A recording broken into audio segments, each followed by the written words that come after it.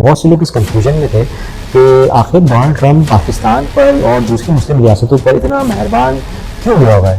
ایک طرف تو وہ غزہ پر حملے نہیں رکوا رہا ہے, وہ مسلسل اس کی حمایت کر رہا ہے, دوسری طرف وہ ہمیں ایران کے اوپر اٹیک کرتے ہوئے نظر آتا ہے. The US military carried out massive precision strikes on the 3 key nuclear facilities in the Iranian regime. لیکن باقی دوسری مسلم ریاستوں پر اتنا مہربان کیوں ہوا ہے؟ ایک طرف قطر کو سیکیورٹی ایشورنس دے رہا ہے, تو دوسری طرف سعودی عرب کو پاکستان کے تھرو سیکیورٹی ایشورنس دے رہا ہے. بلینز آف ڈالرز کی ٹریڈ مسلم ان ساری ریاستوں کے ساتھ, گلف کنٹریز کے ساتھ وہ کر رہا ہے. سیریا میں اس نے سینکشنز جو ہیں وہ ریموو کر دیے ہیں.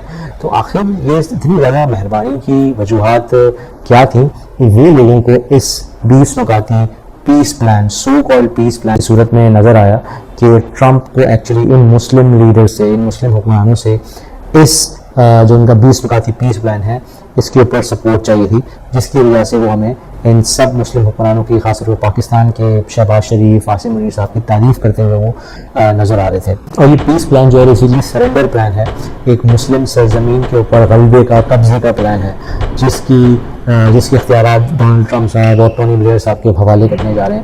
اور بیسکلی یہ ایک طریقے سے آپ کسی کو کہنا کہ جی آپ ایک سر پہ بندوق رکھیں, کہنا کہ اس کو ایکسیپٹ کرو ورنہ اس کے نتائج تمہیں بھگتنا پڑیں گے. اس میں کہیں پہ بھی اسرائیل کی طرف سے یہ گارنٹی نہیں دی گئی کہ وہ فلسطین کے اوپر دوبارہ سے حملہ آور نہیں ہوگا, بلکہ جن کے 65-70 ہزار لوگ شہید ہو چکے ہیں ان کو ڈی ملٹرائز کرنے کی اور ڈی ریڈیکلائز کرنے کی بات ہو رہی ہے. جو وکٹمز ہیں انہیں کو کہا جا رہا ہے کہ تمہیں ڈی ریڈیکلائز ہونے کی ضرورت ہے, تمہیں ڈی ملٹرائز ہونے کی ضرورت ہے, یعنی حماس کے جتنے بھی ویپنز ہیں وہ آپ کو سرنڈر کرنے پڑیں گے, جو انفراسٹرکچر, جو ٹنلز آپ نے بنائیں گے وہ سب تباہ و برباد کرنا پڑے گا, تو ہی آپ کو غزہ میں جو ہے ایڈ بحال ہوگی اور تو ہی صورتحال جو ہے نارملائزیشن کی طرف جائے گی, ادروائز کچھ بھی نہیں ہو سکتا.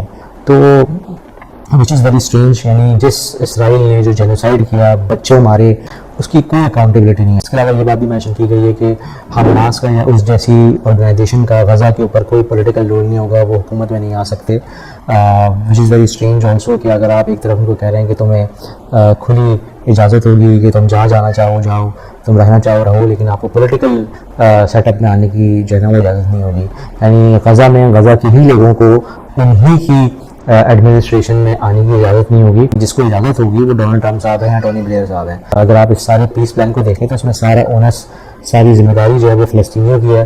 اسرائیل تو بیچارہ شاید وکٹم رہا ہے, تو اس کو تو کوئی اس کے اندر کوئی کسی قسم کی پابندیوں سے, سختیوں سے, انتباہ سے نہیں گزرنا پڑا. اور ہمارے یہاں کے مسلم حکمران بشمول پاکستان کے 2 سال تک تو کچھ نہیں کیا, خاموش تماشائی بنے رہے.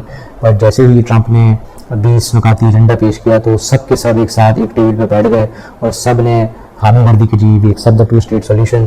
اور شاید ان میں سے بہت سارے لوگوں نے تو دیکھا بھی نہیں ہوگا, پہلے ہی کہہ دیا ہوگا اچھا جو آپ کہہ رہے ہیں وہ ہمارے قابل قبول ہے. یہی شہباز شریف صاحب جو ٹویٹ کر کے لکھتے ہیں کہ جی ہم ٹرمپ کے 20 نکاتی پیس پلان کی حمایت کرتے ہیں, یہی آج سے 5 سال پہلے جب وہ اپوزیشن میں تھے وہ اسی 2 اسٹیٹ سولوشن کی بات پہ ڈونلڈ ٹرمپ کی کلاس لے رہے تھے.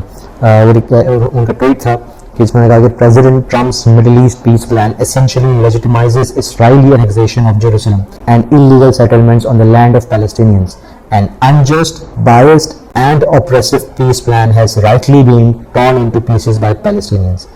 یعنی کتنا تضاد آپ کو نظر آتا ہے کہ اس وقت جو ہے وہ ان کو ایک unjust, biased جو ہے وہ ایک oppressive solution لگتا تھا یہ 2 اسٹیٹ سولوشن, اب یہ اس کی کھل کے حمایت کر رہے ہیں. مطلب کیا آپ اس پہ جو ہے وہ کہہ سکتے ہیں. دوسری طرف ہمارے کچھ اسکالرز ہیں جو شہباز شریف کی تقریر کے اوپر یہ واہ کر رہے ہیں کہ واہ بھائی شہباز شریف نے کمال کر دیا, پاکستان کے لوگوں کی صحیح ترجمانی کی ہے, فلسطین کے لوگوں پر جو ظلم ہوا ہے اس کے خلاف آواز اٹھا کے انہوں نے حق ادا کر دیا. مجھے تو حیرانی ہوتی ہے کہ ان کو یہ نہیں پتا action speaks louder than words. آپ مطلب کیا اتنے بھولے ہیں کہ آپ کو نہیں پتا کہ UN جیسے ادارے میں اس قسم کی تقریر کی کوئی امپورٹنس ہوتی تو امریکہ نے تو یہ اس طرح کی اسپیچ کرنے میں سب سے پہلے پابندی لگا دینی تھی. تو ان کو پتہ ہے کہ یہ صرف زبانی جمع خرچ ہے اور اس کے اوپر آپ دعویٰ کر رہے ہیں, وہ تو کرنے کی اجازت دے رہے ہیں اس کو. اگر آپ ان کو غور سے سن لیتے کہ شہباز شریف صاحب نے کہا کیا ہے تو یہ کہتے ہیں کہ جی ہم 1967 سے پہلے کی سرحد کے مطابق فلسطینی ریاست کی حمایت کرتے ہیں. اب اگر آپ 1967 سے پہلے کی سرحد کو دیکھیں تو اس میں بھی 78%, 78% جو ہے وہ اسرائیل کے پاس ہے اور صرف اور صرف 22% جو ہے فلسطینی کے پاس ہے. تو اس چیز کی آپ حمایت کر رہے ہیں, اس چیز کو آپ کہہ رہے ہیں جی زبردست تقریر کی ہے. دس از اگین ویری اسٹرینج. کچھ لوگ ہیں جو اس کو سپورٹ کر رہے ہیں اس پیس پلان کو کہ ان کو ایکسیپٹ کرنا چاہیے, وہ اس میں صلح حدیبیہ لے کر آ جاتے ہیں کہ صلح حدیبیہ میں بھی بظاہر ہم مسلمان جو ہیں وہ شکست کھا رہے تھے, بٹ ایکچوئل میں وہ ہماری فتح تھی.